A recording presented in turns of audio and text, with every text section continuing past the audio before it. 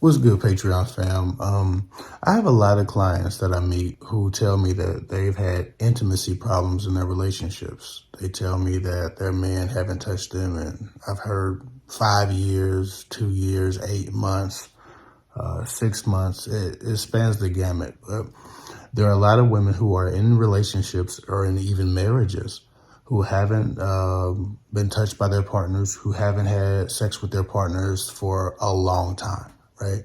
Now, of course, there are definitely underlying issues that have nothing to do with sex that creates that separation, and we're going to go over those in some other videos.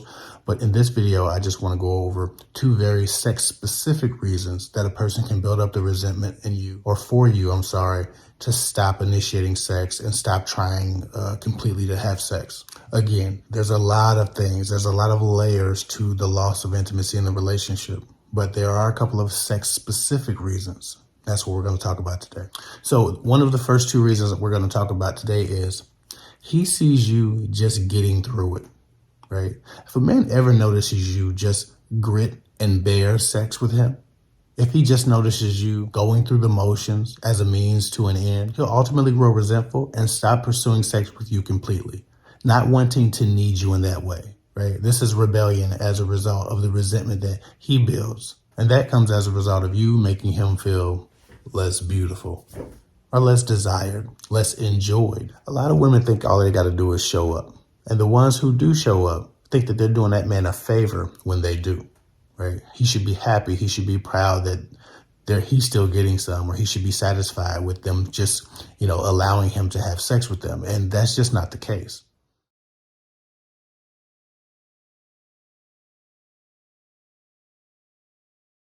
Resentment and emotional separation and the lack of intimacy can build you up to a point to where you start to suck at sex, and then you just show up and grit and bear it and just deal with it and just get through it. The thing is, though, a man's fantasy is pleasing a woman, leaving her slave, not her surviving the encounter after not actually wanting to be there. Because sex is an act of love and passion, if you do it without love and passion for too long, it starts to feel like another opportunity for you to show him how much you don't love him. One-sided sex does not feel consensual to me. In fact, it's hurtful and insulting to have a woman treat you as if she has to survive or just get through a sexual experience with you. One of the first signals that women are doing this is, even if they show up and smile, they start to neglect their pleasure. They don't care so much about their turn, so to speak, or if they got off or anything like that. They want it over as quickly as possible, even if that means letting you come first, letting you do the 1 minute thing. They just want it to be done. Hurry up and get it over with. Right? So you have your amazing time or your so-so time, your D- time, and they don't even want their turn. They're tired they're tired and they're going to bed. When men see you not even seeking out pleasure when you're in the act of it, if a man's inside you and he starts to feel like he's not welcome, like you don't want him to be there, it can be particularly devastating and destructive to his ego. When women neglect their personal pleasure, especially habitually, it can lead to a lot of frustration in a man, a lot of dissatisfaction. Because again, a big part of his ego is leaving you pleased, right? A big part of his sense of sexual masculinity is putting you to bed and giving you pleasure as well. Getting that feedback that he's done well. It's almost like if a man stops eating your food. You're a great cook. You've been known for cooking home-cooked meals, and all of a sudden he didn't want to eat your food. Fuck your food. He's going to McDonald's. You're going to be insulted. With all the issues in your relationship, he's not even accepting the love that you know how to give. Again, most men's truest fantasy is to leave a woman slaved, to leave her gasping for breath, to make her shake and quiver. Not to be ignored and waited on. A man wants to be desired if he loves you. This is the equivalent of you wanting to be desired or feel beautiful.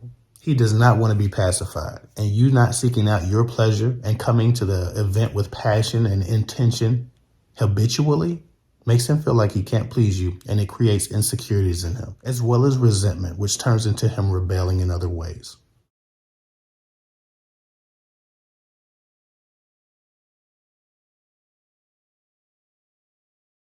You want him to be present. You want him to be focused. You want him to be intentional. Men want the same thing during sex, or it causes a lot of resentment that spills outside of sex and into their other relationship duties. But when this is done too many times, it definitely causes him to stop seeking you out for sex and refuse to touch you out of pure self-respect and pride. Moving on. The second reason why a man might stop touching you in a relationship is You are a lazy and selfish lover who requires them to do most of or all of the work all of the time. We all know that women have a bigger need for foreplay, right? They need a longer experience, right? They need an emotional experience. They need a slow start to a degree. A lot of men are very focused on their woman's pleasure, and so women get very complacent in letting a man do a lot of work. At some point, though, a man starts to, again, become resentful with you being on the receiving end for the most part and him not receiving enough back from you, him not getting that same effort, you not being as concerned about his pleasure as he is about yours. Again, he starts to get a little bit resentful and it starts to stop him from initiating sex. When he sits there, he has to weigh his options. Do I really feel like doing all the work it takes to get her there and really get a half-ass effort in return? Do I want to do this for a woman who doesn't even really care about if I'm having a good time? Just like a lot of women have a lot of things on their mind, a lot of the vibes have to be good, their thought process has to be good, they can't be stressed out. Like a lot of things have to go well for some people to get in the mood, especially some women, right? Sometimes guys have some layers that they have to get through to perform, right? We also have some anxieties and things of that nature, but as far as our resentment, if we have some sexual resentment, if we have some irritation, if we're frustrated with the act of sex or how you carry it out, those layers start to compound, just like if your day was hard and or you have a headache and all of these different things that might stop you from being great in bed. We also have some stuff. If we got problems with you, if we don't really want to do all the work, if we know we're not going to get any effort in return, if we know you're not going to do anything specifically for us, or we know you're just going to show up, those start to be the things that weigh on us, even when we're horny laying next to you. We could be hard as a rock and still not want to touch you just because we know it's not going to come with any consideration of who we are and what we need. Then that's the thing that we have to take into consideration before we roll over and touch you, before we nudge you. And a lot of guys just ain't going to do it because, again, it feels insulting. In those types of sexual relationships, the pleasure to perform is always on the man because he's the only one burdened to come and perform. Too many women out here are passionate about receiving a man's sex, but not passionate about having sex with him and not passionate about his pleasure. They're too conservative. They're too ladylike. They have all these barriers. They have all these don'ts. I don't do this. I don't do that. I don't do this. I don't do that. Consequently, a lot of the things that he wants to explore with the woman he loves, he cannot. And then on top of that, she just shows up and thinks that he's supposed to just be happy when she gives him a C- effort or a D+ effort when he's already sacrificed some of the things that he wants to do or explore in sex anyway.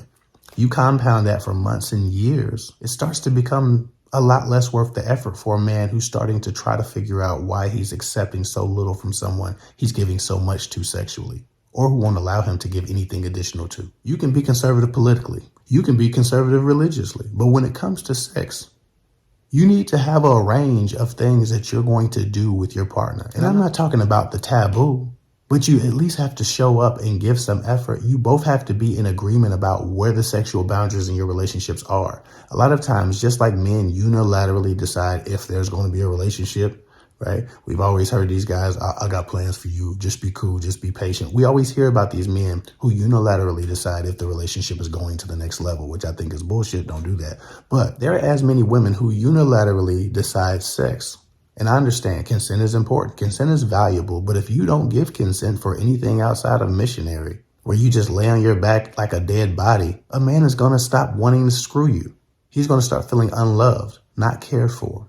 That indifference that you have to him sexually doesn't just stop in bed for him. He starts to wonder where else you have indifference for him. If it's emotional, if it's mental, if it's intellectual, if it's energetic. He remembers a time when you weren't indifferent. He knows how you can throw it back. He knows how you can show up and give a good effort. In the honeymoon phase, you probably rocked his world. What do you think he's going to do about buying flowers? What do you think he's going to do about being considerate? Why do you think he stopped being so warm and inviting? The warmth, the consent, the invitations that he gets from you are lackluster at best.